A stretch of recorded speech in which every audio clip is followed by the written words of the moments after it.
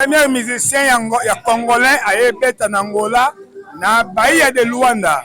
Ils ont fait rigola, tous na liboko moko po eza ben na bika pesa ozomakamba. Angélis Fons à la calme, Angélis Fons à la calme.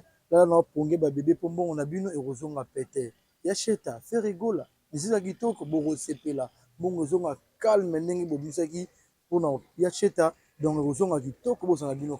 Na Angola na Luanda précisément Palanga aza na base solide ya bagolois donc ozana pona ye tozila ba misela biso bakota tokoyamba bango na esengo tokoyamba bango na kimia surtout masa na ntielele donc nazozela ye vraiment na façon moko boye donc car na ngeza disposition ya tielele ring Ferregola toujours ensemble donc au ma bureau na au staff na yo makambo na yo donc tokika na son mais talaka déjà ba entraînement omona obiso pe tomona ki ba spectacle na biso pe tozala pour ça te vivre yango le roi tozala pour ça te vivre yango c'est que tozala o bango biso pe totali yango na musika bango pe fo batala biso Gaulois tous les Gaulois Angola tous le 14 septembre je suis des nuances na mabele biso tout wana simana ye quoi surtout talara ngaza frère direct ya Charlie Solo donc tous appelés na mabele tous la maboko ofungama c'est Papi Brown qui vous parle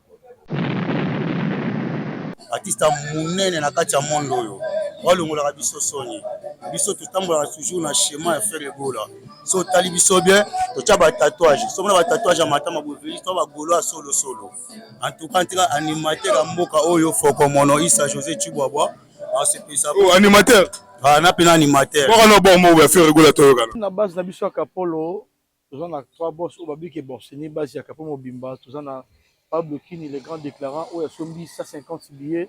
Nous avons JC Boussissi, dans où il y a une délégation, il y a 200 personnes, à Sombi, 250 billets, 200 pour la bande à Kafoufou, 50 pour la bande où il y a base à Kapolo, lorsque la bande pour la Palanca, nous avons fait un papier miala, à Sombi 70 billets, on a pour la base à les bélés, pour le concert de la Kito, comme Makassi.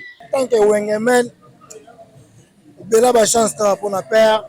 Minha olobezate quoi et déjà faire rigola le Jésus de nuance quoi top biso de la génération wenge banda biti pa ba koko na bango to ka wana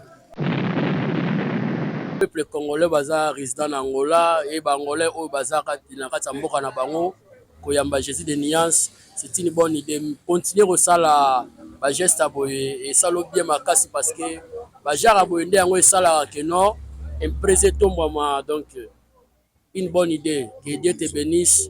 Grande maison, et Pombolama, maison Moudjobi, Talara, maison Anna donc. Et que Liboso, Ozoana Jésus Nakata Mabele, et Simba. Ça, c'est un gars qui est biso, tu la rater, tu vas wili sate. Donc, c'est là que l'eau on attend à biso, tu vas tout le monde donc il faut que ça va précipiter mon robot, tout le monde a que donc biso nous on attend. Donc biso peut ça va te poser, mon ami tu loin des ans à poser ya papa Hervé. Pas toi y a même un bon fond matos élève vraiment en tout cas.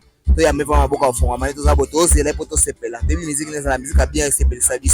Ferregola toujours les meilleurs musiciens il y a l'Afrique. Merci. Musicien congolais liboso, pour remettre na Bahia donc au telemi boye mai na simana yo, autre musique océan na simana donc OK peut tirer na sentiment là. Comme si le Gaulois vit baza loin de ninga na makasi. Tu es bien que va contrer ça belé Ferregola Jésus de nuance to zelo maboko ofungama na Luanda et Gaulois en vie Zambe benda apambola vraiment maison ana ezala yambala sukate am super ko beng ça peut ba misusu mais o ya biso intérêt nanu o esengi na to consommer nanu produit na biso donc le commissaire vraiment makasi donc nzamba pambola ye ekende maison benda ke musika ko masu ya munene donc eye bana le roi pe ba misusu eye bana donc nzamba pambola ngo vraiment Sasa kuji nume kuji bajembe alema kuji yo Jésus de Nias mystère Lovalova foko mono yo animateur à Luanda biso tout ko na Bahia de Luanda donc na aéroport to na mobondo pona ko yamba le grand tir c'est papa Hervé donc on peut se ba oyo to luka oyo to mona na ba Didas Arena to mona na ba Genève Arena to mona na ba café ba festival café au sein na Belgique on ko zongo sur live na Bahia de Luanda.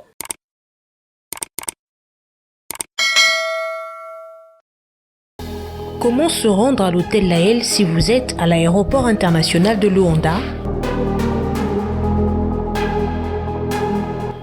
prenez la route Primerio de Mayo.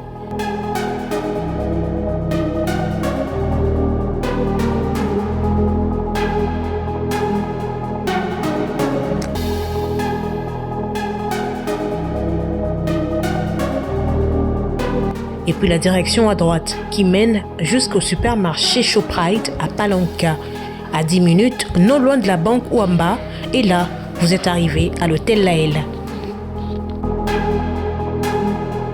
Hôtel Laël, adresse iconique de la capitale angolaise qui répond à toutes vos attentes.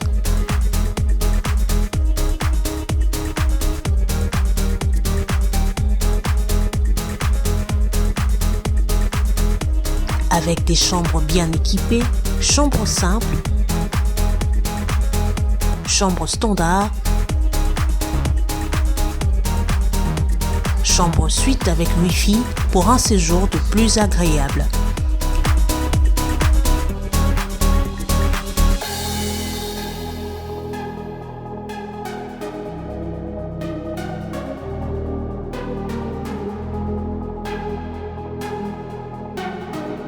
Au menu de votre séjour également, un restaurant branché avec une cuisine d'exception et un bar VIP pour vous redonner un petit coup de peps. Hôtel Laël, c'est aussi 2 salles de fête avec une capacité jusqu'à 250 personnes pour vos grands événements.